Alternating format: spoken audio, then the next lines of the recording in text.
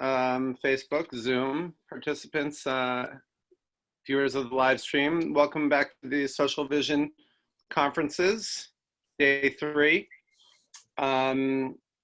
You're tuned in right now to the 12:15 to 12:45 session, Reflections with the Social Vision Authors. So you're looking at them. I'll say a brief word about who we are and how this motley crew came together for this unusual project, and a quick thank you to everyone who's participated so far. Some amazing discussions which you can look at on the Social Vision Facebook page and review the videos. Definitely worth taking a look at. And also to stick around with us as we still have more sessions to come at 1 o'clock and at 2 o'clock. So quickly, Eli Rubin, pictured with the headphones and the glasses and the slight British accent, is, or I'm told it's supposed to be English, he's closing his eyes in horror, is an editor and research writer at Chabad.org. He is also working on his PhD in the Department of Hebrew and Jewish Studies at University College London. His research on Chabad encompasses thought, literature, and history, and focuses especially on the significance of the Kabbalistic concept of Tzimtzum. So perhaps we'll hear more about that. I'm Michael Wexler, writer and former professor of writing, adjunct professor at the University of Missouri in Kansas City. I'm the author of 7 books and certain other not so illustrious projects, including Social Vision. This gentleman to my left is Dr. Philip Wexler. He is the executive director of the Institute of Jewish Spirituality and Society. I'm reading from my cheat sheet, although I do know who he is. And emeritus professor of sociology of education at the Hebrew University of Jerusalem, where he held the Unterberg chair, excuse me, I'm sorry, Heinz, in Jewish social and educational history. And we also happen to be related in some ways. He's my father. And that's a brief description of us. So without further ado, based on some of the conversations that we've had so far in the conference, and even if you haven't heard any of those conversations, Eli is going to say a few words on behalf of the authors that sort of comment on, I guess, what we were after in Social Vision and some of the responses that we've had. I'm sure Philip will chime in. Eli is going to give the response because Philip has been, has had some health problems during the writing of the book, which we'll talk about more later when we get into the process section, but he's feeling good now. And so we're all here. And I'm interested to hear Eli's introduction. Thank you, Michael. And thank you, Philip, especially for all the hours, days, years that we've spent in conversation together, and for all the knowledge that you've shared with me, for your perspective and your invaluable insight. There's so much that I've learned from my participation in your project. And I thank everyone who participated in this conference. It's been a really rich opportunity for me personally to reflect on the book, on the key concerns, I think, Philip, on the one hand, of the Rebbe, and that concern me. And Michael said that I'm speaking on behalf of others, but really I want to speak on behalf of myself. And I want to frame these remarks by first noting the rather ambiguous place I hold in this forum. On the one hand, collaborator in the book and listed on cover alongside Philip, beneath Philip in the small print. On the other hand, I am not Wexler. And this ambiguous place affords me a perspective that can perhaps offer some clarity into some of the other issues that have been raised over the last couple of days. Specifically, to disambiguate another homogenization that seems to have emerged for some who read this book, namely the homogenization of Philip Wexler's social and social vision of subject, Rabbi Menachem Schneerson, To state the obvious, Philip Wexler is not the Lubavitcher Rebbe. I want to say something about tension and creativity, which have been some of the core focal points of discussion the last couple of days, and then I'll return to this tension between Philip and the Lubavitcher Rebbe. Much of the discussion amongst participants in this conference has focused tensions in the Rebbe's thought, in his theology and in the way he lived and applied that theology in the world. These tensions are many.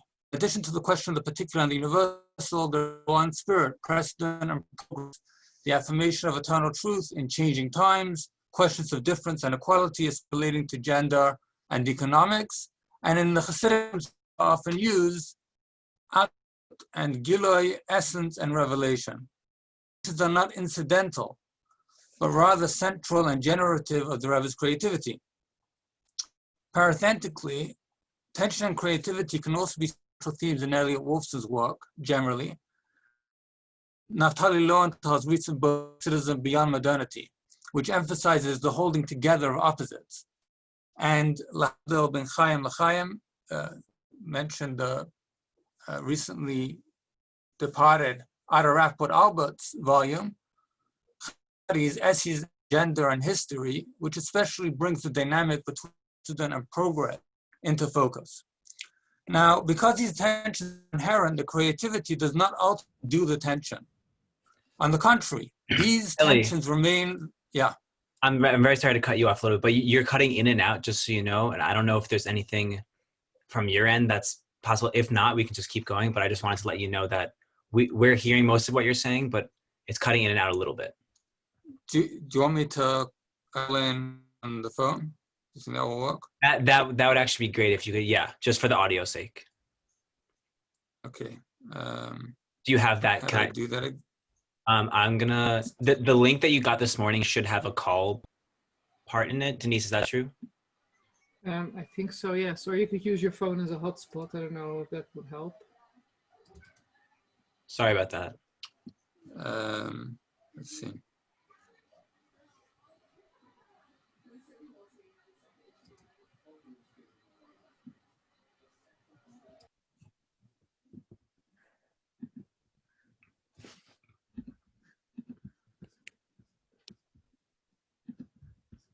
Okay, so if I call this number,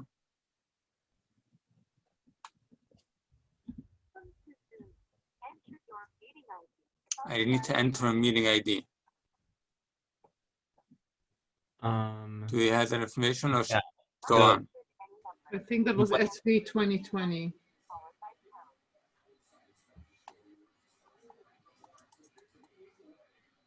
On the thing that we sent out this morning, Denise, there's a webinar ID. Is that what it's asking for, Ellie?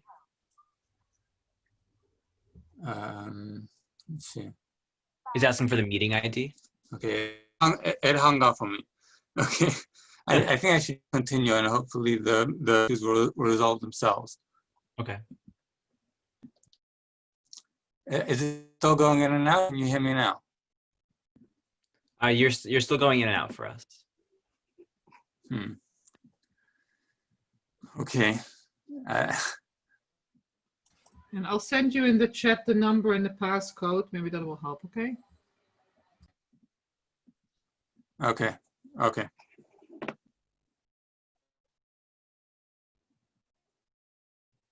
Sorry, everyone. Can I give you a US number? Yeah. So.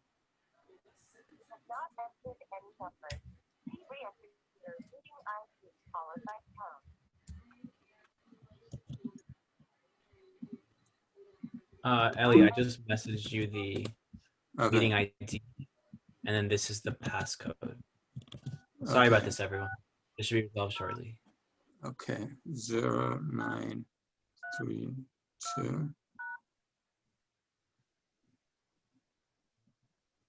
Enter your participant ID followed by pound. Okay. Please enter the meeting tab followed by pound.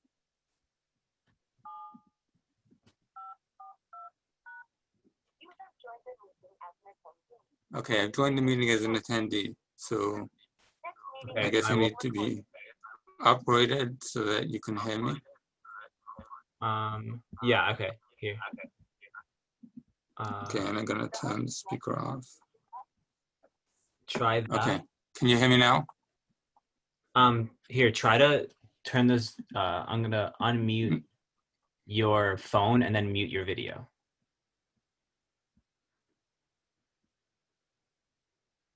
You're still muted on your phone. I asked to unmute. I don't know if something pops up for you.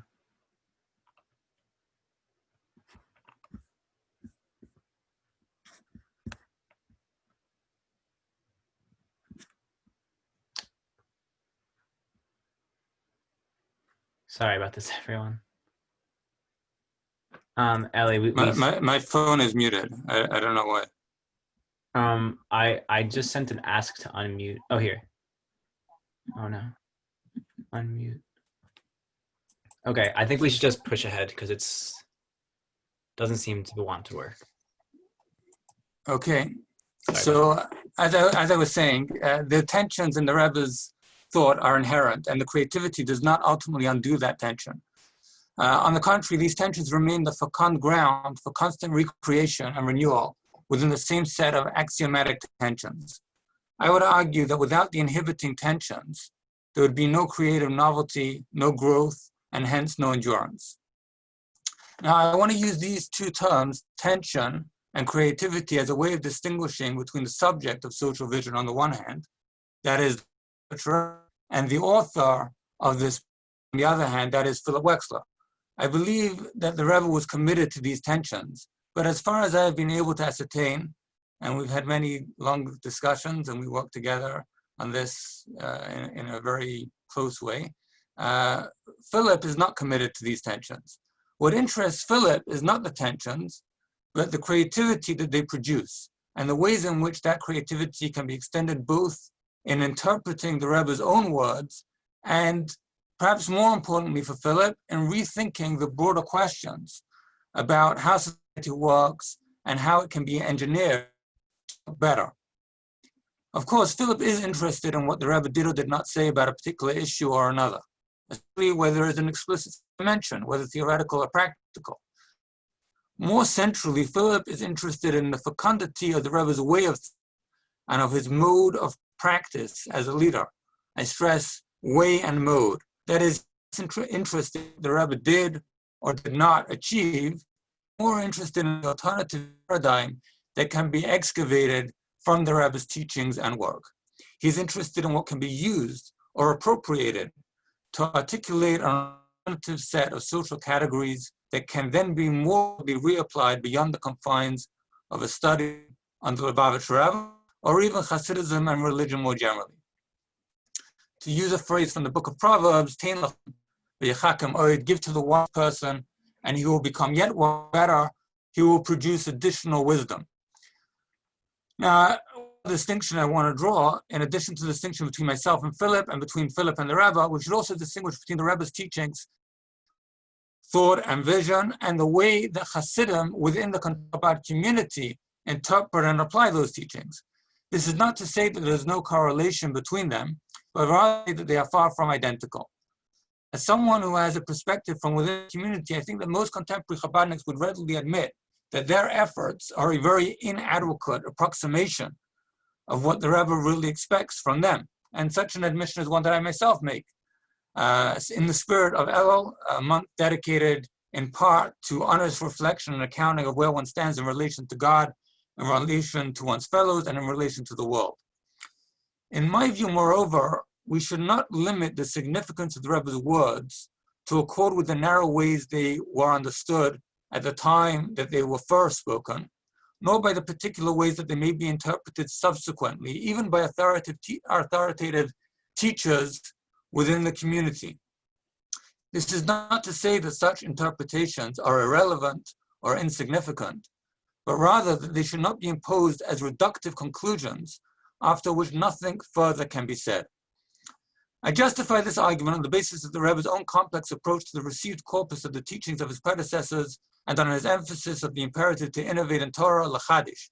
Indeed, the hard work of careful intertextual reading, interpreting one text in light of others in the same corpus, and thereby extending and expanding the significance of a formulation beyond its original circumscriptions, is well established in the Chabad tradition, and is especially evident in the work of the Rebbe's predecessor and namesake, the third Rebbe of Chabad, the Tzemach Tzedek. In the specific context of coming to new understandings of extant teachings with the advantage of increased hindsight, the Rebbe cited the Talmudic aphorism, Lekoi inish adati derabe ad arboin shnin, a person doesn't apprehend the intent of his teacher till 40 years have passed. In one instance, referring to the words of his own Rebbe and predecessor Rayatz, and appropriating language from a discourse by the fifth Rebbe of Chabad, Rashab, the Rebbe read this as an imperative to exert oneself, paying attention, and I quote, to the general concepts and to the specific words. Only then does one arrive at the depth of his inner intention, the essence of his wisdom, atzmut chachmato. Elsewhere, he spoke of this in more pedagogical terms, focusing on the respective duties of master and disciple in negotiating the intellectual gap that divides them, and the need to transfer wisdom across that gap. Again, I quote, the ultimate goal of the learning is that in the end, the student should apprehend the intent of his teacher, that's using the language of the Talmud, although in his current estate, he is not yet within the boundary of understanding the intent of his teacher. Therefore, the teacher must communicate to the student a limited idea, and the word here is masumsa, that is in accord with the intellect of the student, and the depth of the intellect, is, on the teacher's part, is concealed within the limited idea communicated to the student. So we have this dynamic of concealment within the revelation. On the part of the student, however, there must be a movement to go out of the limitations and confines of his intellect, to raise up his intellect to the intellect of the teacher, which is an entirely different form of intellect. End quote. That's from the Kutei Sichos, volume 17, page 73. Having made these methodological remarks, I want to return to the theme of creativity and renewal, especially as it relates to the New Year Rosh Hashanah, which occurs in just over a week from today. One of the central themes in the Chabad discourse on Rosh Hashanah is expressed in an epistle appended to the vitality of created existence, epistle 14, quote, the vitality of created existence renews with a light that is utterly new, Ohr Chodosh Mamash, each and every year. For the light of each year is withdrawn to its root on each Rosh Hashanah Eve, and afterwards, by means of the shofar blast and the prayers, a new supernal light is drawn from an even loftier station. End quote. Now, there is a huge literature on this very radical idea and its many different implications.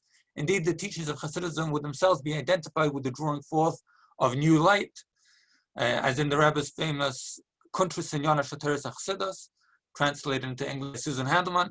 But here I just want to make 2 points, one about creativity and the other about tension. For point 1, I want to draw attention to the Rosh Hashanah discourse of the fifth Rebbe, Rashab, delivered in 1905. This is the first installment of his very important serialization, known as Yom Tov Shel Rosh Hashanah Tafrei Samach Vav. There he takes up the most fundamental cosmological question: why? What is the purpose of existence? In earlier Chabad discourse, we have a notion that the purpose is to return the created world to the primordial state in which all possible being is sublimated within the infinite radiance of the divine essence. That radiance was initially withdrawn in order to allow cosmological space for a world in which individual consciousness is possible. Through specific forms of human activity, as in the case of the shofar blowing, this withdrawal is understood to be reversed. So it's a return to the original primordial state. And Elliot Wolfson has a wonderful and wide-ranging article about this conception, titled A Chronic Time, Messianic Expectation, and the Secret of the Leap in Chabad. But here in this discourse from 1905, Rashab offers a new response to the question why, and it's not about return to the primordial state in which the world was saturated with the primordial luminescence of the essence. Rather, the purpose is that, quote, that there should be the revelation of a supernal light, the primordial light, that the interiority and essence of the infinite radiance should shine, as will be explained. And later in this serialization, he explicitly uses the terminology an utter new light, a light that is utterly new. The full articulation of the explanation takes up 60 subsequent discourses, over the course of more than 2 years. Now, what is important here is that Rashab predicates the entire purpose of existence on the imperative to reveal the divine essence in a manner that is entirely new. This notion, moreover, is very explicitly operative in all of the Rebbe's formal discourses, the Mamorim, and to a lesser extent in his informal talks as well. This is what he is pointing to each time he refers to the elicitation of the divine essence, Hamshachas Ha'atzmos, as the ultimate telos at the core of all religious activity, indeed at the core of all activity. And coming to the end here, I know that time is short, especially since we interrupted. And yet, here too there is a tension, for ultimately each new iteration of the essence is also already encompassed within the essence, or in the terminology used in a Rosh Hashanah discourse by Rabbi Shneur Zalman of Liadi, each new year is already encompassed in the primordial 6 days of creation, each of which encompasses one of the 6 millennia in its entirety. Likewise, Rosh Hashanah itself encompasses the entirely new recreation of reality that will occur anew on each day of the new year. To quote from the above mentioned article by Eli Wolfson, in Chabad, the futurity is expressed, the sense of futurity is expressed as the present that is resuscitated each moment as that which is simultaneously ancient and invented. I'll conclude with something that I once heard from my teacher, Rabbi Elimelech Sfil of blessed memory. Many of Rabbi Shneur Zalman's discourses, especially as published in the canonical compendia Torah Or and Likutei Torah, begin with the question, why did the soul descend into the body? In response to which, a complex, creative, mystical, theological, and hermeneutical interpretation is offered to endow embodied being with meaning. Yet, in the very next discourse, the question might well be asked again. Yesterday or last week, the answer was an answer, but the eternal question now begs to be asked with the same urgency all over again. Back to you, Michael and Philip. Thanks, Eli. Couldn't quite hear you with your internet in and out, but I think we were able to glean. So it was very mystical. We were able to glean, I think, the gist of what you're saying. I'm going to post the written paper on my academia website. Okay. Maybe we could put it on the Facebook page as well, so that people can That sounds see great. what I said. Sorry. It's okay. I think one of the interesting things about the conference was the conversation and the debate between whether the thoughts of Rabbi Schneerson were indeed universal or whether they were specific to Judaism. I think that was a running theme. And I guess I just wanted to say that with all due respect to all the other panelists, in some ways, I don't want to say that's missing the mark, but I guess the question is, what ideas can we draw from the wisdom of Jewish mysticism as embodied by Rabbi Schneerson to inform a new paradigm, rather than simply debating his intentions. But anyway, that's probably for another panel. I guess I just wanted to, we don't have a lot of time today, and we have another panel coming up at 1. I just wanted to say a quick word about process, and then we'll see what Philip has to say.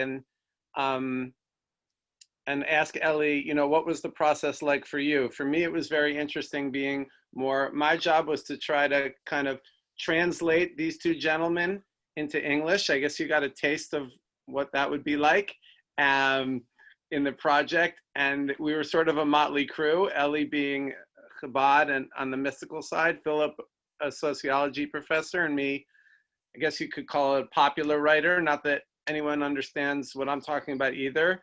And so Eli, what was it like for you working with this motley crew? And I guess I could ask myself the same question, and then we'll let Philip give some final remarks. Well, as I mentioned in my remarks earlier, Philip and I have been having these conversations since, I think, 2012. A lot of the book was kind of in our heads, in one way or another. We were having in the study, there was a time when I was coming to Philadelphia once every 2 weeks to spend a day just just but we read Weber, and we read the American philosopher William, and we, at one point, I think Philip was thinking of doing something about the American transcendentalist tradition, Hasidism. But at a point, it became very clear that we were going to be writing a book, which in the original title, which was the kind of joke between us, was Weber and the Hasid. At a later point, it became Sounds the like focus a on big prophecy. Weber and the Chassidim. hit. So it was a very enriching process for me, and I learned. It really, Philip, opened for me a whole new theoretical world and gave me a whole new set of tools to think about these things. And in a way, Philip is an inspiration. The whole book, and really was, on the one hand, it was a process of many years. On the other hand, the outline of the book was written by Philip, dictated really in one afternoon, from beginning to end. And much of that language from that original, Philip talking, scribbling it down on a yellow pad, is in the book in its original form. And the work of writing the book was really that just to end the argument. And Philip was already dividing into chapters. We didn't end up with those chapters exactly in the final product, but it was I have never written a book before. So Philip has written many, many books. And without Philip, I think now, in addition to the theoretical dimension of it, I think it was also very valuable for me on the technical side, the skills to write and to write at length an expansive argument, and to be part of that was really, like I said, very, very enriching and valuable for me. Philip. Great. I'm only sorry that we could that due to Philip's illness, we're not able to the ability for Philip to communicate himself has been curtailed to some degree, and we're not able, unfortunately, to. Hopefully, we will soon again be able to hear Philip himself, and at least now we can hear something from him. We're all is. Do you have any final comments you want to make? Well, it's impossible to say anything so briefly and shortly. I can't say anything quietly and quickly the way he can. Yeah. But on the other hand, we have ideas. And I think the ideas that we have are ideas that are not easily assimilable. They're not easily put together like other ideas. And it's funny that they put them together. And they say this is an assembly. And we have these in assembly, or we have these in a reassembly. There's no such thing as an assembly or a reassembly. This is an assembly that is put together, and therefore put together is not being put together. So it's, in other words, it's an assembly that's put together from various kinds of information. And we can do that. I think we can do it, but it's going to take a long time. Frankly, I love these guys and so on, but to see them putting themselves together and thinking themselves together and putting themselves back together, it's kind of absurd. I don't see themselves putting themselves together. They're putting themselves separate. And then they put themselves back together. And then say, oh, yes, that's us. We put ourselves back together. It's a long time to put ourselves back together. And I think we have to work at that. And work at that means working at putting yourself together. Well, I think I understood that as well. And so on that note, for everybody who tuned in, thank you. Not exactly the clearest panel of the day, but I think... Michael, in the last minute, you want to say something about the book cover and the process about that? In the last few minutes, do you want to say something about the book cover and the process behind that? Well, I think, we're going to have another talk on September 13th at the panel in London. I think we can get more into the book cover then, just because we're running a little bit out of time. I guess I wanted to conclude, that is an interesting conversation, because coming to agree on the book cover was a bit of an odyssey, and we can talk more about process. I'd love to talk more about process another time, because writing a book with 3 people and 6 other, advisors was something I've never done before. I've written a book with 1 person, which was hard enough. That's another story, because I just want to get everyone ready for the 1 o'clock session. 1 to 2 p.m. coming up is going to be Social Vision and Love, which should be very interesting. I'll be moderating that, and it's going to be featuring Moshe Halbertal from Hebrew University and Yotam Hotam from the University of Haifa. And Jonah will be happy with me, Eli, for staying on schedule. And you can rewatch this session over and over again on